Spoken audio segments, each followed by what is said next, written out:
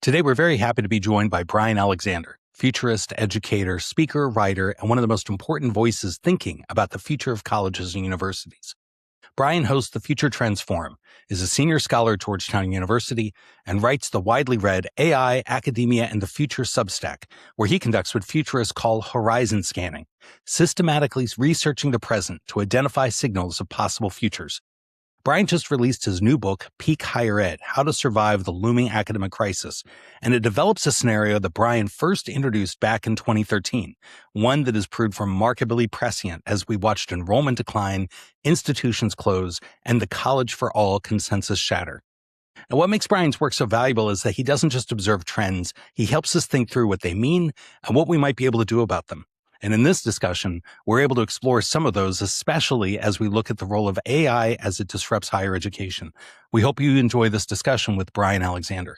Bryan, thank you so much for joining us today. We really enjoyed your new book and appreciate the opportunity to talk with you about it, as well as some related topics. You know, this idea, this concept of peak higher education, I think first appeared in your blog a number of years ago, barely over a decade ago. Could you walk us through that origin story? What is it that you saw in the data that surprised you? How did that observation then develop into what is now the book that just came out? Sure. Thank you very much for the very kind question. Back in 2012, I was checking out some new data from the National Student Clearinghouse Research Center. And for the first time, they showed that for the first time in a long time, they showed total enrollment. So not just enrollment at one college or university or one sector, but the total undergrad and grad enrollment in American colleges and universities had declined. Now, it wasn't very much. It was just like, 1%. But this stuck with me. And there's a thing in the futurist field where we try to follow trends and we look for data that might complicate the trends. And one of the trends that we'd been enjoying without really remarking on it in higher education had been a very long-running enrollment boom dating back to the early 1980s. So the number of colleges and universities in the U.S. had grown, the total number of students had grown, the total footprint of colleges and universities had grown. And that started around 1982, 83, and that went all the way up to 2012. And there's actually no name for this period. Clay Shirky says we should call it the golden age, and I think that's not bad. But we have a generation of that experience that trained us in what to expect, always increasing, enrollment. And then came this report, and I thought, okay, possibly this is just statistical noise. Something weird happened this year, no big deal. But on the other hand, it might point to something. And so I just took that second thought and I ran with it. In 2013, wrote a blog post and said, all right, well, let's just hypothetically say that this downtick in enrollment isn't noise, that it actually points to something. If that's the case, what might follow? So I coined this peak higher ed term to describe that maximum plateau, the upper peak of enrollment, and tried to project what would happen if enrollment started going down. And in the United States, there are a couple of reasons why this is significant. I mean, first, the overwhelming majority of colleges and universities depend not entirely, but for the most part of their financial income on tuition and other student fees. So if enrollment goes down, this becomes a financial sustainability problem. And the second reason is that American culture had decided that the more people go to college, the better. The more post-secondary experience, the better for, well, if you're thinking in terms of public good, the better for communities, the better for the economy, the better for civic engagement. If you're thinking of private good, the better for individual careers, the better for individual mental and physical health, and so on. And we had that consensus stretching across society from Congress down to high school advisors.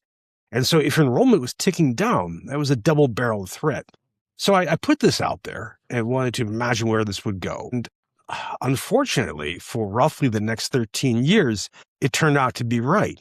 From roughly 2013 to 2019, total enrollment ticked down every year, about 1 or 2%. This didn't get a lot of attention, but it kept happening. And then, of course, in 2020, 2021, we had the spectacular crisis of the pandemic, which really did a number on enrollment. We saw enrollment going down 4, 5, 6%. So it looked like that had really, really borne out. Now, for the past couple of years, we've seen enrollment start to rebound. And a lot of that is post-pandemic reaction to our collective perception that we are past COVID. Debatable to what extent that is actually true, but the perception is there. And as of fall 2025, we are at about 2019 enrollment levels, according to National Student Clearinghouse. And by the way, I'm referring to their data. The data from IPED shows a similar trajectory, although we don't have the most recent data for them yet. Now, it might be, well, I'd be happy to say more about where this might go. But again, this has started to have pressure on American higher education, and you could see it borne out in the rising number of cuts to programs, to staff, to faculty, of the slowly ticking up number of institutional closures, of the pressure on institutional mergers. And so that idea I lived with for a long time, and I wanted to express that in the book. The first third of the book dives into that, and it establishes and fleshes out that scenario with a great deal of data.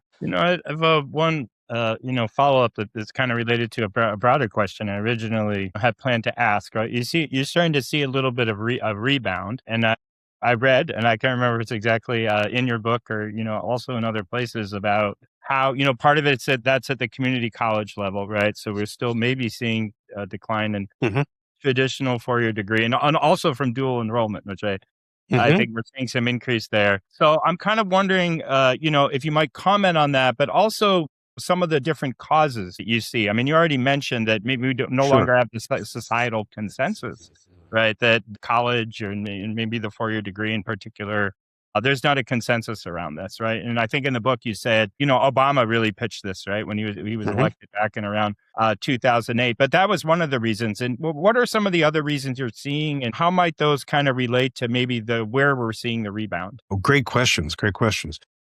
First, to your first question, the rebound is very interesting. A lot of people will say, this is great. Americans are in love with higher education again, or higher education is still durable. I think what's happening is a transformation in what students are looking for. So we're not seeing a rebound in the liberal arts college world. What we're seeing is a growth in the community college world. And this is really important because community colleges teach more students than any other sector in American higher education. And they do so with fewer resources than just about anybody, and almost no media buzz and very little discussion within higher education. So changes in that sector haven't gotten a lot of attention. But for me, it's really, really important to keep in mind the community college world, especially because for me, they're doing heroic work, given their charge and given their resources. And we saw that community colleges actually were suffering in enrollment from about 2008 to about 2021. They were suffering because for the first time in history, they didn't enjoy the benefits of unemployment. So just to quickly explain, whenever unemployment rises, we usually see what's called a counter-cyclical response, where people will head to colleges in order to skill up for a difficult labor market. And community colleges are usually the main beneficiaries of this. But we didn't really see it in 2008 in the great financial crash, and we didn't see it in 2020 with the economic turmoil of that year. But we have seen community colleges recovering almost completely by two measures. They're going after dual enrollment, which I'm so glad you mentioned this, Stefan, because this is one of the amazing innovations of our time, and it gets almost no publicity. Dual enrollment simply means community colleges are teaching high school students, especially juniors and seniors. So they're reaching out, in their open enrollment, their community role, to teaching that market, which is one that hasn't really been addressed before. And second, there is a big rise in short-term credentials. So not PhDs, not masters, not BAs, not MFAs, but a push for certificates. And that is driving a lot of interesting enrollment right now. So that's a shift. The idea that the typical college student is an 18-year-old who goes away from home to have a residential experience for 4 years in another state, that still exists, but it's a niche right now. So we're seeing the makeup, the form of higher education shift. But to answer your second question about the reasons for this, there's a lot of speculation here. We do have some polling. And when you poll Americans and ask them their views on American education, you get some interesting responses. One is that there is a rising negative tide I've been calling this a souring. That goes back right now about 20 years. If you ask Americans, is college worth the price? Is higher education too politically biased? Is it good for society? All these questions. The negative responses have been rising. Now, some of that is clearly partisan. You can see that people who identify pollsters as Republicans are increasingly negative, more so than anybody else. And of course, you can see that by looking at everything from, whatever President Trump says to Republican statements to party statements and so on. But you also see this from independents and from Democrats alike. And we see this across polls from Quinnipiac, from Gallup, all kinds of polls. So there's an overall attitude that we can identify. Now, what makes that attitude change is interesting. So one school of thought says this is political, that you have a Republican Party, which is anti-intellectual, which is anti-academic, anti-expert, and they're really beating a drum for this. And there's some truth to that, but that doesn't play out too well in a lot of reasons. I mean, you can see that, for example, you have some red states, which are actually pretty good at funding public higher education, and some blue states like Vermont, which are terrible at funding public higher education. Furthermore, there are other problems. The one that really looms large is I think it was the cost specter. When you look at the price tag of American higher education, now the published price, I'll come back to that in a second, it just keeps rising and rising. And this gets lots of media attention. In fact, this past year, for the first time, we saw 2 Boston area campuses crack the $100,000 per year price. For Tufts and for Wellesley, it costs more than $100,000 a year to attend. Now, in higher ed, we know that sticker price is only paid by a fraction of the population, that high price is used to subvent everybody else. So we have a discount rate. That's by how much less the average student actually pays. And the discount rate right now, according to Kubo, is rising in the upper 50s or 60s. So if that campus costs $100,000, the median student is actually paying something like $45,000. For every person that's paying $100,000, think of them as, the children of the very rich. Then, the children of the very poor are paying much, much less. But that high tuition, high discount model is invisible in the broader world. And we actually rarely talk about it in higher ed. People see that sticker price and they view it with dread. And along with that sticker price is this almost unique American innovation of leaning hard into student debt. And the fact that total student debt is closing in on $2 trillion is horrifying to people. And we get some media coverage which might exaggerate the bills. You see, Wall Street Journal had a piece about a dentist who had $1 million in student debt. I mean, that's an outlier. You often hear stories about a barista working at Starbucks who has $60,000 in debt. These cases do happen. I mean, the fact the median debt is closer to $30,000, about a third of students emerge with no debt at all. It's more complicated than that, but the specter of debt is really terrifying, and that makes other options more appealing. And I think this is partly led to a sense that we have overproduced the number of students with degrees. And we've definitely overproduced the number of students who have debt and no degree, which is kind of the worst possible outcome in many ways. And we've seen responses to this. We've seen calls for people to go into the skilled trades, to work with their hands in, electricity and plumbing and HVAC, for which you need either barely an associate's or a certificate or nothing. You just, go to work as an apprentice. We're also seeing this in the paper ceiling movement. Do you two run into this at all? No. It's a great phrase. I recommend that viewers and listeners Google it. This is the idea that a given person would rise higher in the hierarchy of their workplace, but they don't have the right degree. So they're stymied by that. And we've seen different responses to it. In fact, we've seen a bunch of state and city governments, by the way, Republican and Democrat, reducing or removing completely their requirements for post-secondary credentials. And sometimes they'll describe this as a social justice measure. They'll point out that underrepresented minorities tend to have less in the way of post-secondary credentials. So this is a way to hire more of them, get more of them involved in public work. Sometimes they'll say they just can't get enough applicants, period. So this is a way of busting that. And some will say quite outright that it's unfair to penalize people for not having a degree. So there are other reasons we could add to this. We could add to it right now, the past year, the specter of AI, where a lot of people are very concerned about the fact that a post-secondary degree might not be worth as much, either because employers will interpret it as a weaker signal based on the possibility that we haven't corralled cheating, which is quite true. Some might see that the AI is obviating the need for a degree, or might lead to a world of widespread underemployment and unemployment. There are other reasons we can dig into. I would add one more that we're just starting to grapple with, which is the great demographic transition. By that, I don't mean the Nathan Graw's beautifully modeled demographic cliff, which refers to the year 2008, had a lot of people decide not to have kids because of the financial crash. I'm instead referring to as a broader social movement or current or tendency whereby women have fewer and fewer kids and adults live longer and longer lives. I mean, I could talk about that. This is deeply understood in the demographics world, it's deeply modeled in insurance. But for higher education, the key thing here is the pipeline of teenagers coming to traditional age undergraduates is narrowing, and nothing is stopping that. If Anand right now had some kind of superhuman ability to just suddenly convince millions of women to have children right now, if he were to do that, this would be weird and terrible, but if he were to do that, higher education wouldn't experience the results for 18, 19 years. Yeah. So we've got almost 2 decades of that narrowing pipeline to go through. So, Stefan, you asked 2 great questions. I'm sorry to go on such length, but I think that's what's happening in terms of the reasons, and I think that's what's happening in terms of the changing nature of who and what we teach.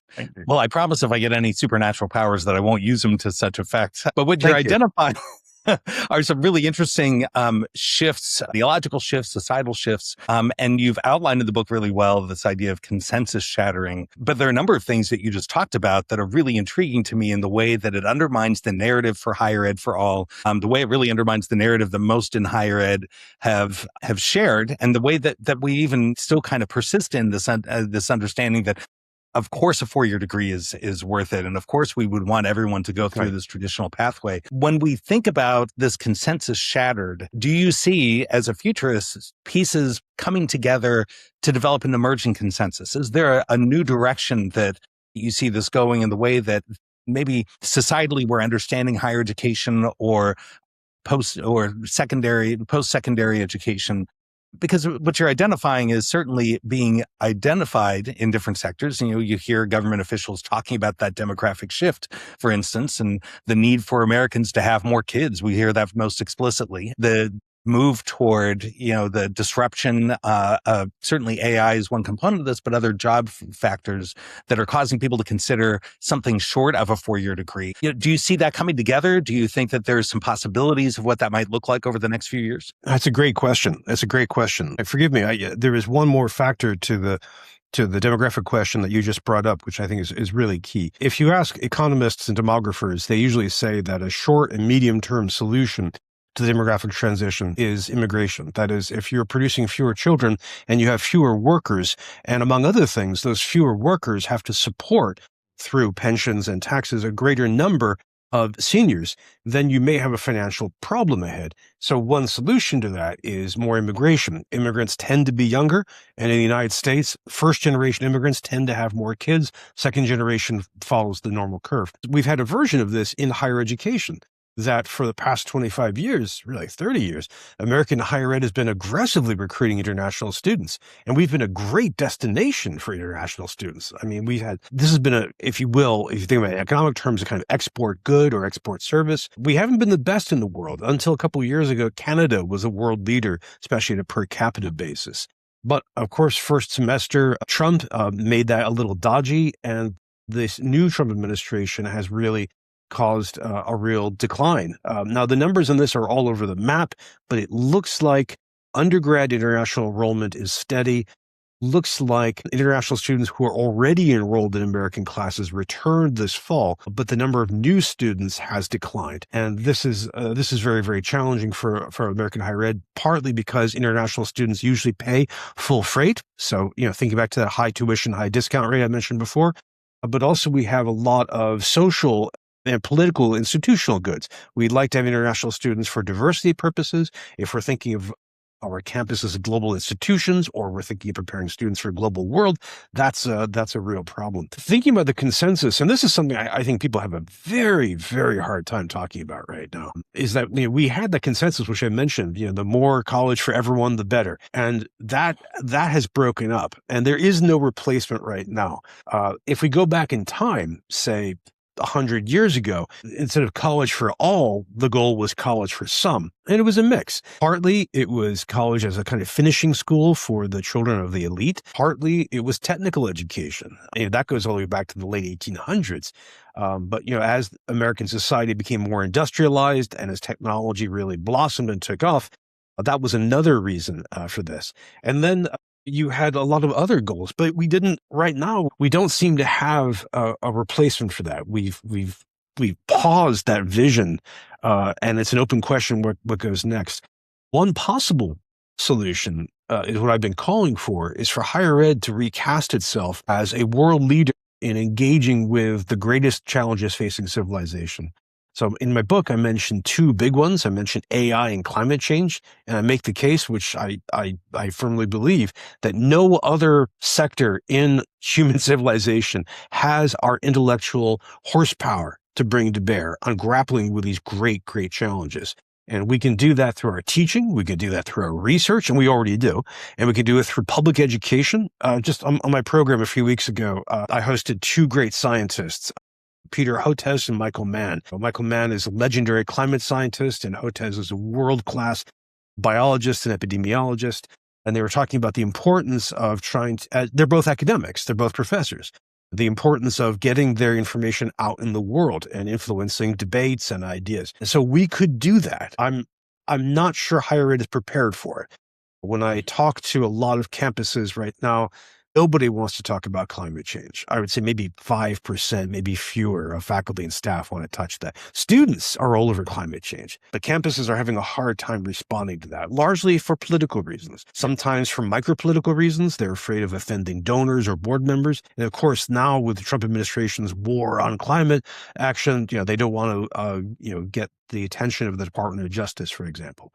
I think a second possible reason, or a second possible consensus, could be that as the world becomes more complex, that higher education is necessary for teaching students to prepare for a world that is changing quickly. The U.S. military has this great acronym called VUCA.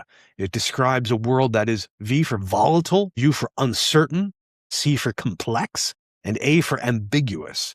A world that is VUCA is one that's very challenging to prepare for. Well, this is where higher ed can come in, because in the liberal arts tradition, the liberal education tradition, we try to teach students so they can move between different domains, but also we have a nominal commitment to lifelong learning. I fear in practice, lifelong learning often means graduate and donate for life. But if we believe in lifelong learning, means, Anand gets his undergraduate degree in history and he teaches high school history and he loves it. But then 20 years later, he thinks, I can't stop taking photos. I really want to become a photographer. So he goes back to school to study photography and becomes a professional photographer. And years later, he retires and he thinks, I've been fascinated by French photographers. I really want to learn French language and culture. And he immerses himself in that. That arc, sometimes you can think of those as learning episodes, is something that higher ed can really lean into. We're not great at right now. Again, to go back to community colleges, they're really the ones who do this. But I think everybody in higher ed should be able to kind of grapple with that. And we could do it online. We have alumni are a wonderful, wonderful audience to bring back to teach online, formally and informally. So I think teaching people for a VUCA world is a second way of doing this. We could lean into a third way. I'm not sure this is going to get much more than partisan appeal. We have research which shows that students who get college and university experience tend to be more likely to participate in civic life. It's not necessarily that they've taken civics classes. Many have, but also that it prepares them to vote, to donate, to volunteer, to run for office, to go to town hall meetings, to reach out to their senators and representatives. If we are convinced that democracy in the United States is in crisis, higher ed really plays a role in trying to make our population more lowercase d democratic. So that might be a way. I'm hedging on all of these because it seems like higher ed right now is still scrambling to respond to the change. But these are possibles. I mean, it's a bit of a follow-up.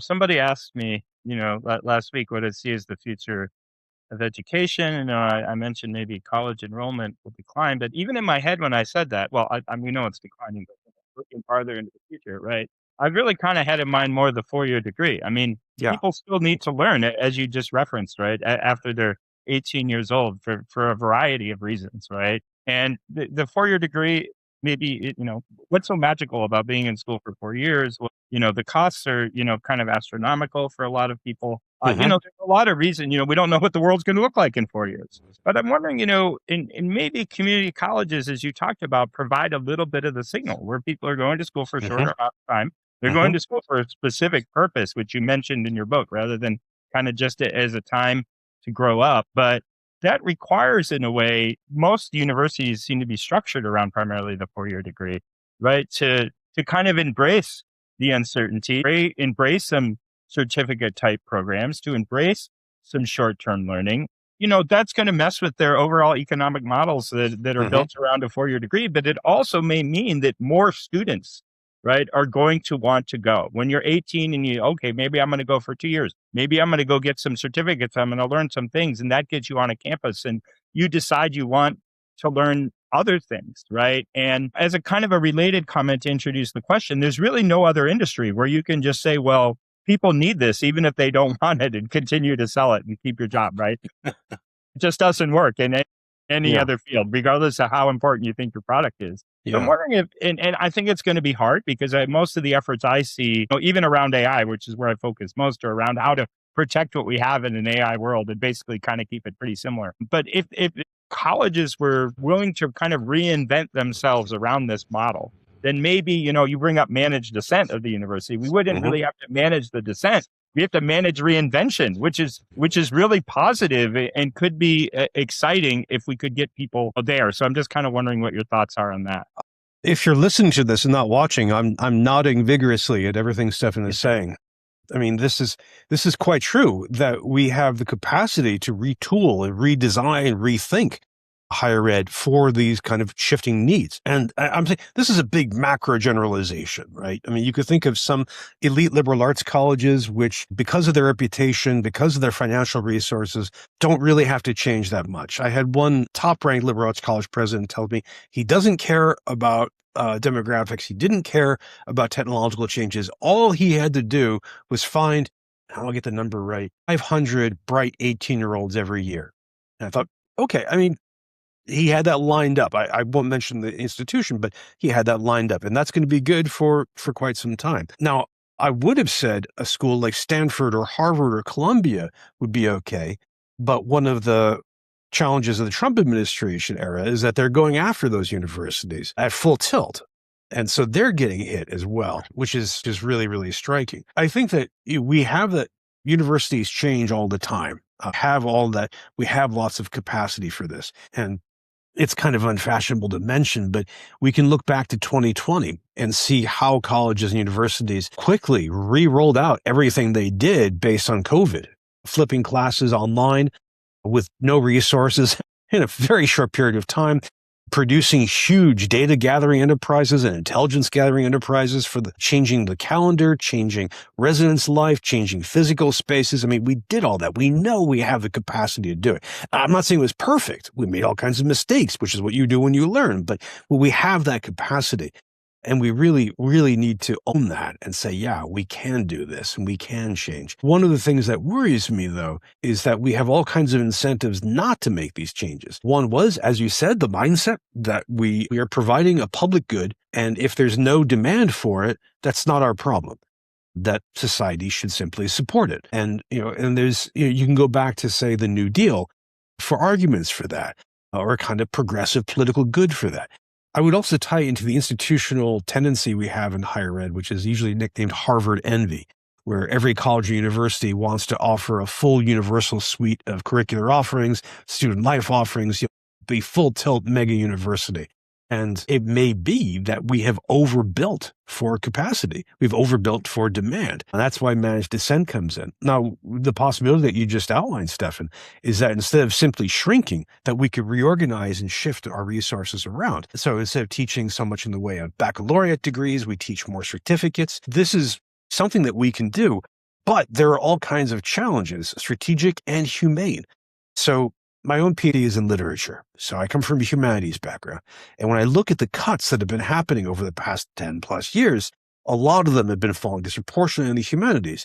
And a really clear reason for that is enrollment dropping. I mean, the number of majors, the number of students enrolling in these classes has been going down. And we could talk about the reasons for that. There's a political argument which says this is a Republican plot. I think this is massively overstated, but it's clear, as Lenin once said, that students are voting with their feet. And so they're moving away from it. So one solution, one strategic response for college or university would be to cut back their humanities and arts programs and invest that money in other fields. So right now, I mean, one that I advise everybody to do is the full spectrum of allied health. Everything from nursing, surgery, hospital administration, electronic medical records, to especially psychology. All of that right now is just going to boom.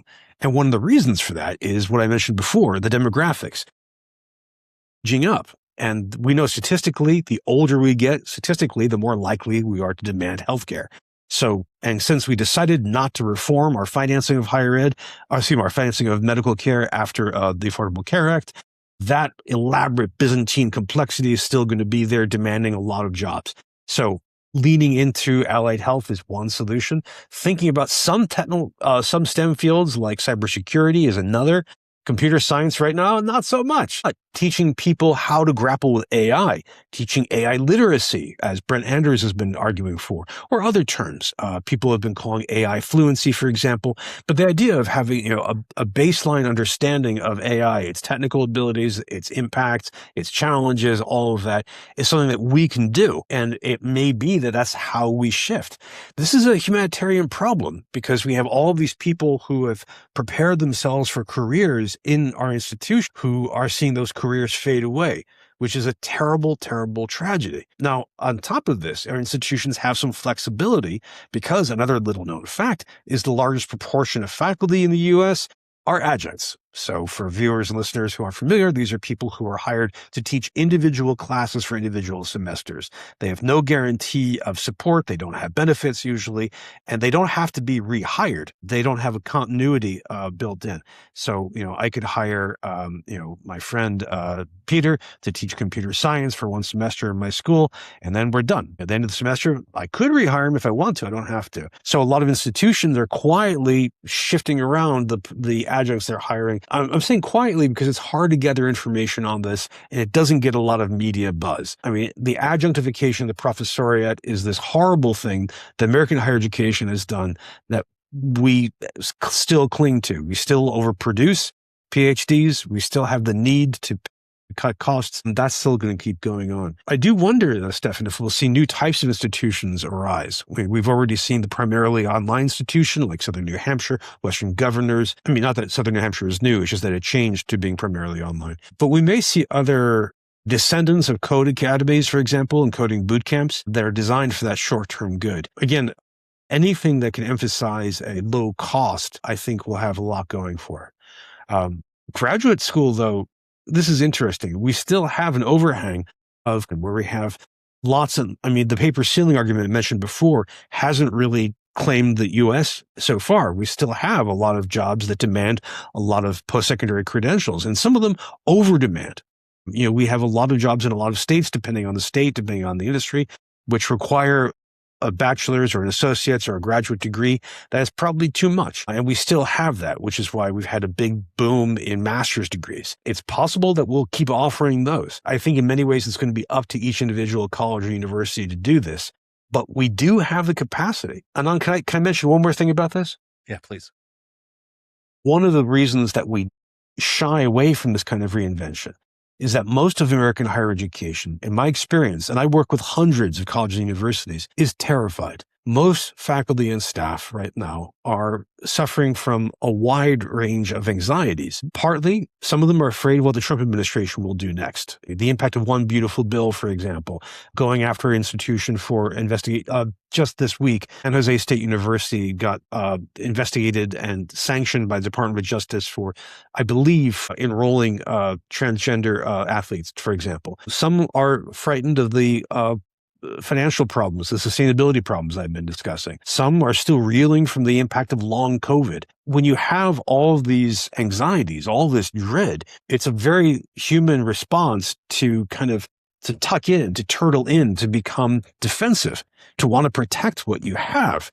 And you hear this from quite a few faculty and professional staff saying, I want to protect libraries. I want to protect the teaching of biology against all these different oppositions. And if you feel that way, you're likely to be lowercase c conservative. You want to conserve what you have, not to change it. So that makes that transformation harder to implement. I think that's a really important point, Bryan, and something that I wanted to ask about from a slightly different direction, that lower C conservatism within higher education. Given from academia, there's a lot of innovation within society that is driven by academia, but at the same time, internally, our mechanisms for change are relatively conservative. I've joked working with faculty governance that sometimes we work on almost on a very different time-space continuum between the administrative building and the faculty council. And That's by design, and that's for good reason. And I think there have been a lot of benefits accrued because of that, because we aren't acting too rashly. We're really trying to be thoughtful about any change that's going to occur. I was struck even with your comment about how we were able to adapt to COVID, and it was remarkable. And we should remind ourselves of our capacity to be able to make those kinds of innovative changes when we need to. But almost every colleague that I have talked about, we need to return to normal. They didn't want to stick with that. There were very few that really wanted to stick with it and be able to continue. And they don't want to have to do that again. And it was only in an existential crisis that they were willing to make that kind of change. What you've just outlined is incredibly important. We'd be very sympathetic to a lot of faculty about those concerns, feeling under siege and a lot of political turmoil and different concerns there. I want to turn a little bit towards discussion of AI within academia. Obviously, that's something that we're primarily concerned with, but thinking about how do we encourage adaptation, let alone innovation within academia with the introduction of AI. Let's start with something like AI assessment and the authentication crisis. And we're worried about cheating. You mentioned that earlier in part of the discussion. It's something we really haven't come to grips with. And for most academics, we're worried, we're scared about this, while at the same time, it's become incredibly normal to students to use AI within their work and their workflow, not with the intent of cheating, but just because they see it as part of the workflow. How do we start, given how you've been able to lay out so beautifully some of the concerns that faculty have, how do we start by addressing even that element of AI before we get into the other innovations that I think we're concerned with? What is your answer to faculty concerned about authentication and assessment, and how do they address that? It's not a happy answer, I'm afraid. We have over the past 3 years, we've seen a series of answers which don't really work. We've had technological detectors trying to identify writing as AI generated, and those are lousy. They generate false positives, false negatives. They penalize students for whom English is a second or third language. They might be penalizing students who are atypical. I mean, they're a disaster. And I'm not seeing improvements in those. I mean, at campuses, some rely on those. Second is this intuitive sense that I, as an instructor, I can tell my students' authentic voice, and I can tell when it's not their authentic voice. And some can do that. And especially if they're really committed to teaching, if they have a lot of training and practice in that, and if they have small classes. But quite a few do not have small classes. Quite a few don't have incentives or support in taking the extra time for that kind of structured writing assessment. And moreover, AI keeps getting better overall. So the output of writing is getting harder and harder to discern. When Canadian Prime Minister Mark Carney addressed Davos, he had this wonderful line a couple of weeks ago that nostalgia is not a strategy. Well, we're definitely seeing one nostalgic strategy, which is the return to blue books. If you're not familiar with the term readers and listeners, these are cheaply bound blank or lined paper booklets that were used in the 20th century for writing assessment. So students would buy these very, very cheaply and write in them and turn them in.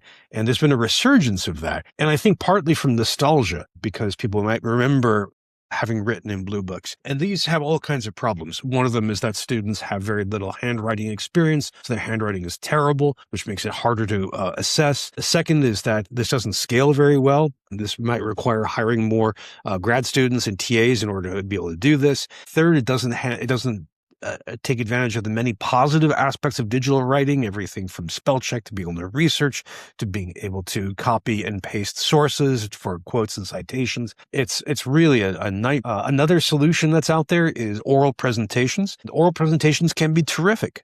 If you scaffold them really well in the class, if you build in rubrics for how to assess them, if the instructor knows how to assess them correctly, and if your class size is very small. But if you have a intro to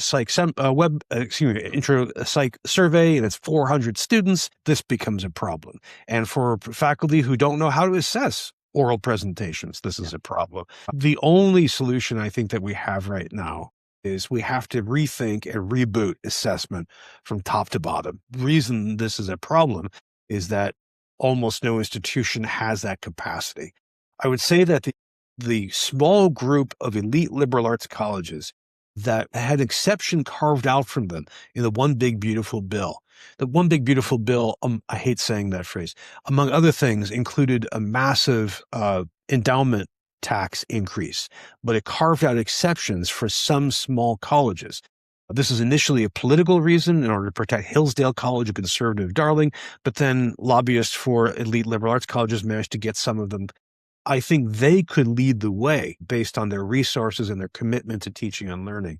But I think everyone else has this opportunity and indeed this mandate, because if we don't do this, a degree from Anand's university might be seen as worth less if we can't guarantee that a student actually passed all these classes, that the student fulfilled all these requirements. I think we have to reboot assessment from top to bottom. Well, it was our turn to be nodding vigorously as Bryan was talking about this. We've talked quite a bit about the role of oral presentations and debate actually as a mechanism for assessment. But you're right. I mean, it's not something that scales particularly easily, and it's not one that most instructors are really ready for at most institutions. So yeah, totally agree. We need to reboot assessment and still looking for a better way to do that. Stefan, go ahead. Yeah, I was just gonna, ask a bit of a follow-up. One of the questions, I get working with K-12 schools and, prep schools in particular is, okay, well, we've got to think about how to prepare, right, our students for higher ed. And I think there used to be a lot of paper writing prep. I mean, schools have writing centers, they're writing papers in English class, they're writing papers in history class with the idea, well, when you go to college, you gotta learn how to, you have to be able to write a good paper, right? And, there became a lot of emphasis on this, especially kind of relative to orality. And I think, I think with the VUCA acronym, right, you use, which kind of makes this question a little bit difficult to answer, but maybe we're going to see a shift towards orality. Maybe we'll see a shift towards redesign. Maybe, okay, it's going to be, and we've already seen it with some universities at least trying. Well, Mary Washington, there's kind of the intro to AI course. I saw Purdue is kind of adding some stuff as a graduation requirement. As hard as it is to see where universities are going, what are some suggestions you might give for what skills, high school students who want to be successful in college, over the next few years or even farther into the future, even with this uncertainty, what are some skills they might want to focus on developing? Well, for high school students, I would definitely tell them to be AI literate and to learn that. So, I mean, there are different definitions out there. Again, I recommend Bryan Alexander's work on this. He has a wonderful YouTube channel. He's published several books on it. But we can think about an awareness of the technical basis. And by the way, I think a lot of faculty and staff need to receive this as well. I hear every campus that I work with desperately wants more professional development on how to do this. I keep talking to faculty and staff who say they've never used an AI tool. So for a high school student, to learn how to use chatbots, but that specifically means how to prompt carefully. Prompt engineering, I think, is a fine term. I know some people don't like it, but just say good prompting. But also that includes iteration, having a conversation. And we know from the library world that for decades, people would use Google in a very stupid way. They would just type in a query, look at the first couple of responses and run with them. And the reason that's stupid, of course, is because there's so many other responses there, and because their query might not be well phrased. And just taking a second to think about the responses they get might indicate that some of the responses are bad, or they need to reframe their query. We need to have that sense of process, of having an iterative exchange. I think calling it a conversation is pretty good shorthand for now. I'm mindful of the stochastic paracritique. We can talk about that if you want. But I think having an iterative exchange with AI, that's something which we need to be able to do. And to do it well, to do it thoughtfully, to bear in mind the way that so many generative AI tools want to flatter you right now, and also they have that terrible self-confidence. We need to be able to have that skill built into it. Think as well about how to use non-chatbot tools, how to use image creators, how to use audio and video creators. And think, secondly, about all the issues around this, all the ethical, political, philosophical issues around this. Thinking about to what extent participating in this connects to a carbon footprint or a water footprint. Right now, from what I can tell, I think those concerns are overblown, but I'm glad to see them. I'm glad to see them discussed. We should apply them to other technologies, which will be a shock. But to think about that, to think about the labor impact. All the critique of AI that's pretty well established right now, all the issues of bias, et cetera, we can bring those in and have students aware of those and be willing to act accordingly. It might be that they respond by not using some tools. It might be they respond by pushing back on them, by politically organizing. So we also need to have a way of building in a kind of AI flexibility so that students can apply AI to situations that are best suited for AI and can move between situations. One of my favorite uses of AI I heard during the first year of ChatGPT's big takeoff was real estate agents using AI to produce ad copy. And my first thought was, my God, that's terrifying. How sad. What a depressing use of a powerful technology. But no, that's actually incorrect. Nobody goes into real estate because you want to write beautiful prose. And furthermore, the ad copy is that's really technical. That's very difficult to write, and it's crucial to that business. So if AI can help, this is an interesting case, right? Where can AI have the capacity? I think on top of this, there's a degree of embarrassment or shame or skeeziness attached to AI now, which, by the way, makes it very difficult to get good data on people's use of AI. Because now if you poll someone, do you use AI? Stefan, what tools do you use? We have all kinds of incentives to lie. So if you think it's unpleasant or it's illicit or it's unethical, you say, never touch this stuff, right?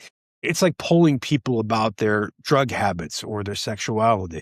It's really, really difficult to trust them. But I think we have to do this work in public. We need to share our results, what we found, so that we can learn from each other. So that, a 15-year-old who's playing with this, who thinks, I didn't like that conversation, I may be uneasy, they can talk about it with their peers, with people online, and learn what happened and how it worked. I think that's crucial. There's a lot more to say. The AI literacy field, I think, is a really powerful one, but that's my first big advice to a high school student. My second piece of advice, read, otherwise consume science fiction, because no other cultural source right now is going to give you that sense of openness to possibility. Too many people older than you, dear high school student, are going to be thinking about the world continuing the way it was or the way it was in the past. And you really need to crack open the sense of possibility. There will be lots of continuities, but looking for difference, science fiction is the best way to train your mind, to practice your mind for that sense of openness. I must just comment quickly. I in the fall, I taught a class for adults who wanted to learn more about AI, and just kind of an intro to AI and use some of the tools, but they were all in different fields, right? Which made the class a little bit hard to teach. But I had a couple of people in real estate, and I showed them. I forget the name of it. It was one of the new Google ones, begins with a P, where you could generate like ads and Instagram posts. And I mean, that people in real estate, they were just so excited. They saw how it would generate the ad copy, the images, and they're like, "Oh, can it do this?" And well, we just tried it. I hadn't used it for those things, and it just did it. And my only regret is, I should have had this class privately. I think the one guy would pay me thousands of dollars, just to teach him how to use this tool. But it does kind of show you the potential when you look at an application and how it kind of impacts your own particular industry. It can have, a monumental change, in somebody's business or life. Oh, absolutely. Well, think how many teenagers right now view themselves as aspirational startup founders, or they want to be the CEO of me, or they want to become an influencer. Well, with AI, we get tools that can help them do that. And this is, again, where I think AI literacy comes in, but also that sense of conversation I mentioned before. If I'm a 16-year-old and I want to start a company that supports local community theater, now I can generate trailers using Sora and other tools really fast. So you should be ready to think about the issues around that. Is actually making your own trailer with video recording, with editor tools, with actors and sets, is that possible for you? Is this a real choice for you to make? And if so, what's at stake around this? Are you, by using AI, are you, dealing a blow against professional video, for example? Are you, or are you learning your voice? Are you embracing your own creativity? Is there again, lowercase d, democratization of these powerful tools available for you? If you want to make a song and you go to, any one of a number of tools right now and produce a folk ballad or a death metal song, are you doing that instead of actually teaching yourself guitar and voice? What is the choice here? There's no good answer right now. There are lots of answers out there, lots of arguments about it. But I think a teenager would have to participate in those discussions. And I think this is where academia comes in, because we can stage these discussions. Again, nobody else on earth has the intellectual capacity to explore this, to research this, and to teach and share it as us. We need to be on that right now. What I love about the example of the realtor that's using tools for ad copy, for instance, is that it really gives the opportunity to talk about the role of cognitive offloading when it's appropriate or when it's not appropriate. And that's Right. a discussion that we just often won't have. Too many times in academia, we'll just talk about it's just bad. You should always retain all of your critical thinking skills. And that's just not realistic when you're thinking about, well, of course it's going to build my muscle base if I go and shovel my own driveway, but I might not have time. I'm going to hire somebody to do it. Is that a reasonable offload? Yeah, it is. And so cognitively, to be able to do it with elements that are not core to the work that you're doing, I think is an important discussion to have.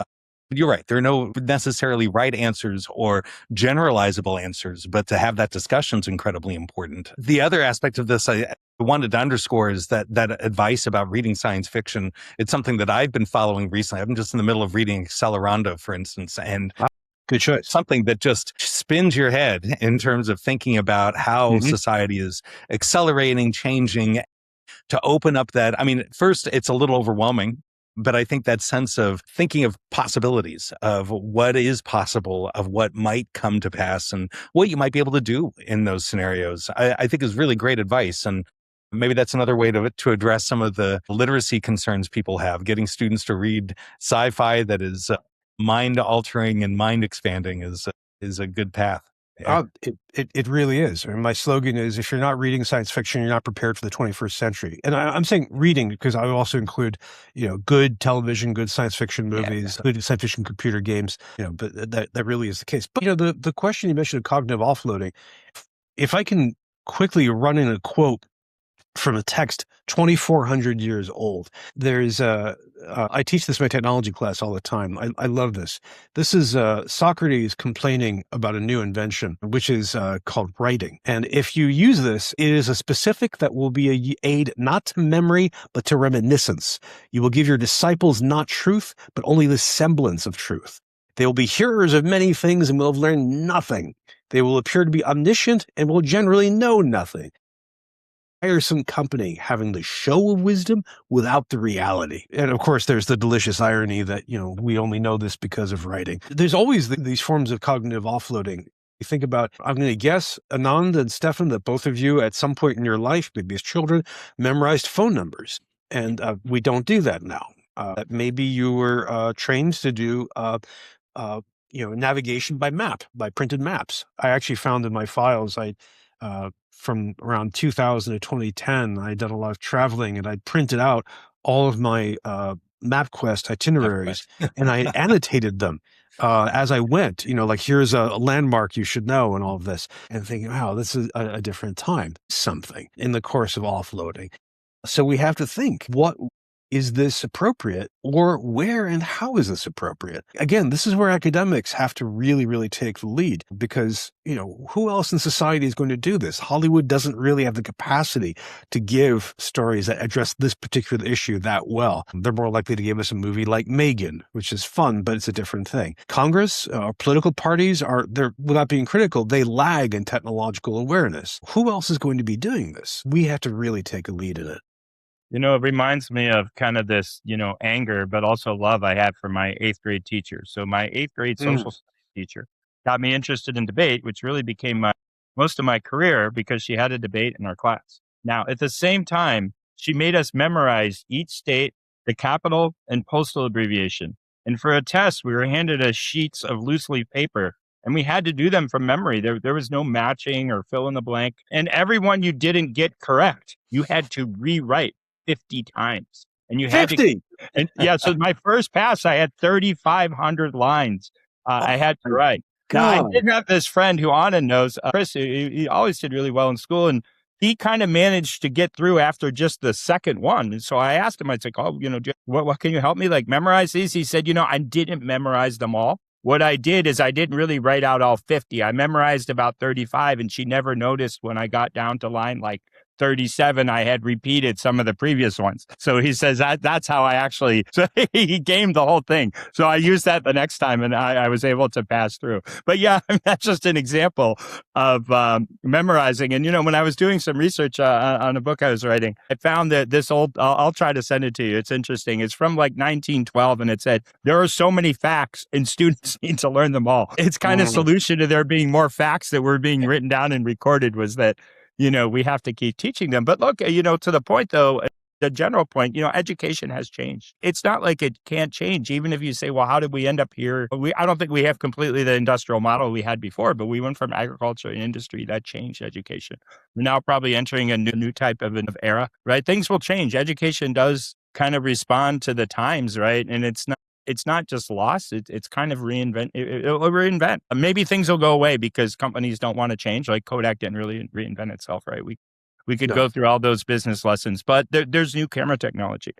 There will be kind of new probably ways of learning. If we don't have to learn anymore, that's actually scary and kind of what's the point of anything, right? So I think things will kind of change. They may be disruptive, but I don't know. I just speculated there a little bit. What do you think about some of these broader issues? Do you think things will just change and we'll all be okay? What are kind of some of your thoughts? Well, you mentioned a few minutes ago orality, and this is a very useful prompt to think through. So we could look at the fact that most of human history most of our communication was oral, that writing is a few thousand years old, but it only really became widespread over the past, depending on where you are, a couple of hundred years, maybe less, again, depending on where you are. In fact, there's a really interesting book on this called the Gutenberg Parenthesis, which argues that, we have a relatively short period of time where widespread textual literacy was considered good and that we made that happen. And now what we're moving towards is what some call a kind of return to orality. If you take a look at TikTok, if you look at YouTube, if you look at a lot of video, seeing a lot of performance involving sound. Well, what we're doing right now. And a lot of YouTube videos are actually not a lot of video content. They're mostly oral. You see talking heads, what we're doing right now. So the ability to make logical speech, to put together sentences, to gesticulate, all this stuff, are coming back to that. That's one interesting argument to make. And people have been making this, for decades now, that we're heading to a new oral phase. I think that's limited. I think because we have so many other features of our information environment that really, really still change things, including the visual. Derek Thompson had this very provocative essay I'm still trying to respond to called Everything is Becoming TV, where he argued that it's not audio, but it's visuals that are really taking off. If you look at the people using social media, less and less they're using it to communicate with friends and contacts, and more they're using it to follow celebrities. You look at the famous pivot to video, which seems to for all of its problems and misfires, seems to continue to grow. The biggest single cultural artifact humanity is making right now is YouTube. I think in some ways that's the kind of media landscape, that kind of post-McLuhan landscape we need to be thinking through. And it's a hairy one. I mean, there are all kinds of complexities, thinking about copyright, thinking about open versus propriety, thinking about, questions of authorship and creativity. And AI makes this, even more complicated. I have seen some interesting ideas about the latter. I mean, one is to think about preparing ourselves to be AI wranglers. So today I have to buy some theater tickets for a show tonight. So I should be able to use an AI and tell it, look, here, you've got my bank account, you've got my calendar. Here's what I'm looking for. Give me 5 tickets. You know my preferences. Go. And instead, I'm picking away at it. But that kind of thing is more. I'm addressing AI. I'm managing. I'm wrangling AI, and increasingly that becomes an interpersonal thing. So when we schedule this event, to what extent can we basically have our agents talk to each other and then go with the results? Thinking about another way is in terms of directing AI. So, it's not so much I'm using its content as I'm thinking about it like a movie director. AI is just one of the many, physical or human parts of the puzzle. AI needs to be doing this. You need to make me something, but here are cases where you're doing it wrong and you need to work on it. That kind of direction might be another way of thinking about this. But we have other technical features that make this even more complicated and interesting. So we have the field of XR, think about the combination of augmented and virtual reality, where, when I put glasses on or a visor, then I can see this digital world that's intertwined with my physical environment. How we tell stories with that, we're figuring out now. How we interact with people on this is very, very interesting. Again, science fiction has been working on this for a while. We think about what happens to the physical world under all these impacts. I mean, for example, how does the physical environment start acting different under the impact of AI? We know that AI-generated art, architecture, design can look strange. And that might start appearing in streets, in clothing. We know that there have been some interesting developments with AI. An Israeli security firm managed to hack self-driving cars. The really clever thing, they basically printed a QR code on a sticker and pasted it to a stop sign. And so the car scanning had to scan that, had to take that in. And of course, the QR code was a URL, which was this injection, which did things to the car. We have to be thinking about this as a kind of civilizational level transformation. And we're already supposed to be thinking about that in terms of climate change. Again, I'm outlining so many challenges, so many possibilities. And this is, again, where higher education can be so, so useful. This is where we can really contribute, both in our teaching, in our research, in our public work. Just a quick comment on some of what you were just talking about. When I think about that change in terms of our interactions with AI, certainly the bent toward orality with voice mode is important. Getting to the stage now where it's about management of AI, and before long, it's going to be about how AI is managing much of what we're doing and managing us. Bryan, thank you so much for your generous time today and really fascinating discussion. If you were talking to an educator and administrator who feels inspired by your analysis, but is really overwhelmed by so many of these forces and challenges that you just outlined, where would you say they should start? What's one thing they should do tomorrow morning to get started to address some of these? How do they start grappling with all of this? There's so much, it's kind of hard to say, start with this issue. Maybe there's a mindset there that you could outline for them. If they have the ability to, they should convene. And it might be formal to hold a summit or a workshop on campus, bring together as many diverse people. So I mean diversity on multiple angles. By age, by gender, by race and ethnicity, but also by academic field. So you need to have the sciences and the humanities and the social sciences, by different professions within the campus, so faculty as well as staff. And again, you make it as diverse as possible to have this kind of conversation and to do it in a way that is open and supportive, that people don't feel stupid or AI is really contentious. And I fear it's going to be, we haven't talked about this, so I fear it's going to become more political. But to do that and to get everyone up to speed, and I think that will be really productive. It'll be in terms of surfacing ideas and what to work on. We are educational and learning communities. We should act like that when it comes to AI. But also, if they can't convene, well, they should join somebody else's, but also they should just try and work on this stuff. themselves. Hands dirty, fiddle around with Gemini or with, Copilot or with Anthropic and whatever tool that you can and learn from it. And in so doing, learn with other people. That's fantastic. Bryan, for anybody that wants to find out more about your work, where can they find you? A few different places. You can find my blog, bryanalexander.org. That's usually a good starting point. That'll position me in all kinds of places. My new book that talks about this is Peak Higher Ed from Johns Hopkins University Press.